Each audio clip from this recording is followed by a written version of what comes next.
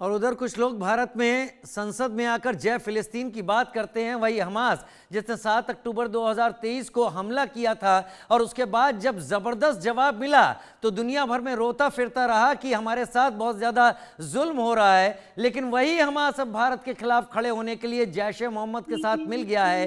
अब भारत के वो राजनीति के क्या करेंगे, खैर उनका अलग है, वो अपना सोचे जो भी उनको सोचना है। लेकिन अजय, मेरा सवाल आपसे ये है कि पाकिस्तान अभी तक भारत की नजरों में टेररिस्तान था, लेकिन अब हमास को प्लेटफॉर्म देने के बाद पाकिस्तान खुद को सर्टिफाइड टेररिस्ट बनाने की तरफ और आगे बढ़ गया है। अब पाकिस्तान सैंक्शंस के लिए तैयार हो जाए, फिर रोने का कोई मतलब नहीं बनता। देखिए, इसमें कोई दो राय नहीं कि भारत की अगली जो चाल होगी या भारत अगला जो अब चीज करेगा वो यही करेगा कि वो अंतर्राष्ट्रीय समुदाय से हमास पर प्रतिबंध लगाने की और कहीं ना कहीं पाकिस्तान पर और सैंक्शन लगाने की बात करेगा। हालांकि भारत के कहने पर अगर सैंक्शन ना भी लगे उससे कोई फर्क नहीं पड़ता, क्योंकि पाकिस्तान को घर में घुसकर मारने की क्षमता वो भारतीय सेना की है, भारत सरकार की है। वो हम देख चुके हैं सर्जिकल स्ट्राइक के जरिए, एयर स्ट्राइक के जरिए। और अगर जरूरत पड़ी और जिस तरीके से रावलपिंडी में इस बार कोशिश की गई है हमास को लाकर वहां पर आतंक के प्लान को एक बार फिर से बढ़ाने की, तो पाकिस्तान को ये समझना होगा कि अगली बार भी भारत जब कोई ऐसी स्ट्राइक करेगा तो वो बताएगा नहीं।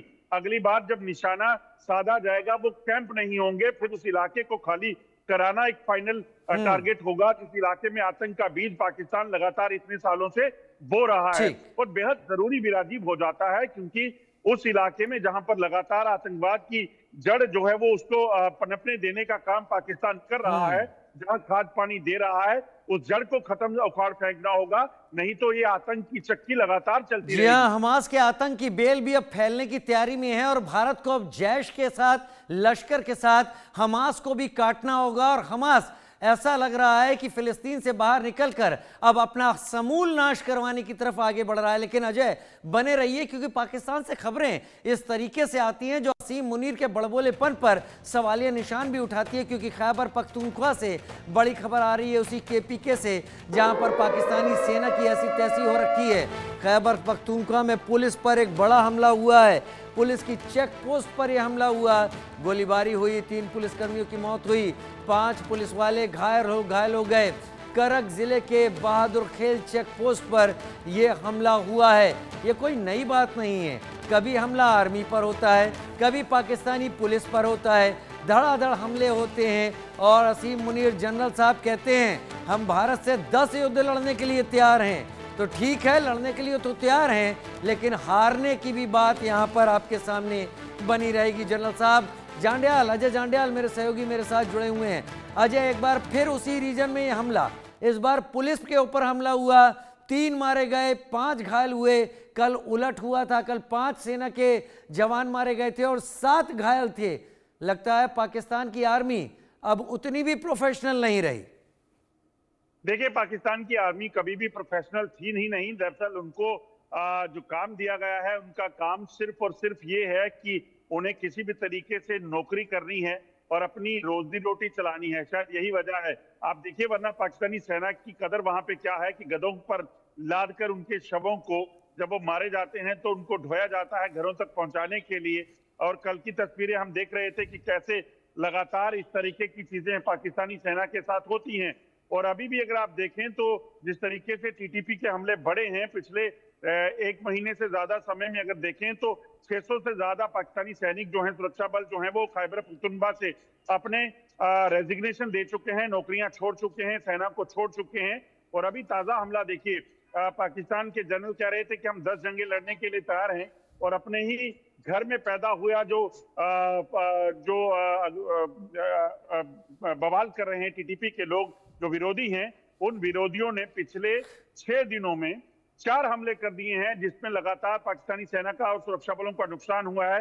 ताजा हमला जो हुआ है उसमें भी आपको बता दूं कि पुलिस के लोग जो हैं वो मारे गए हैं। और इन पुलिस वालों की बात की जाए तो 5 लोग जो हैं वो इस चेक पोस्ट पर थे जिन पर हमला किया गया। और खैबर पख्तूनख्वा का ये इलाका जहां पर ये हमला हुआ है, यहाँ पर जो हमला हुआ उस हमले में आपको बता दूं कि 3 पुलिसकर्मियों की अभी मौत हुई है और ये दूसरा हमला है पिछले 2 दिनों में, क्योंकि कल भी 5 सेना के जवानों की मौत जो है हो गई थी।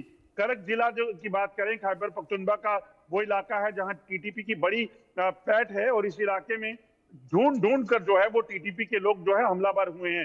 राजीव, आपको एक चीज और बता दूं, दरअसल पिछले महीने जनवरी के महीने में टीटीपी ने पाकिस्तानी सेना और टीटीपी के बीच बातचीत का सिलसिला शुरू हुआ था। जब पाकिस्तान की सेना पर बड़े हमले हुए तो पाकिस्तानी सेना ने, सरकार ने कहा कि हम बातचीत के लिए तैयार हैं, मगर जब बातचीत आगे बढ़ी तो टीटीपी के साथ बातचीत के बीच में रोक दिया गया, और तब आसिफ मुनीर ने कहा कि हम टीटीपी के खिलाफ एक बड़ा ऑपरेशन शुरू करेंगे। उसी ऑपरेशन का नतीजा है कि पिछले एक सप्ताह में से कम समय में 4 हमले टीटीपी ने कर दिए हैं, क्योंकि टीटीपी ने साफ कर दिया, जब बातचीत करके आप सुलझाना नहीं चाहते तो हम भी आपके साथ किसी तरह की बातचीत नहीं करेंगे और हमलों को तेज करेंगे। अजय, आप पाकिस्तान के ऑपरेशन अज़्म इस्तेकाम की बात कर रहे हैं? बिल्कुल राजीव, इस ऑपरेशन में खासतौर पे प्लान ये किया गया था कि बीएलए और टीटीपी के खिलाफ बलूचिस्तान और खैबर पख्तूनख्वा में बड़े ऑपरेशन चलाए जाएंगे, इनके ठिकानों को नष्ट किया जाएगा। बलूचिस्तान के खिलाफ ऑपरेशन जो है वो लगभग नवंबर महीने में ऐलान किया गया था, और अभी तक बीएलए के किसी भी जो लड़ाके के मारे जाने की कोई खबर नहीं आई, या कोई बड़ा नुकसान उनका ये नहीं कर पाए। जबकि बीएलए ने पिछले 3 महीनों में, आपको बता दूं कि लगभग 50 से ज्यादा सैनिक जो हैं वो मार गिराए हैं।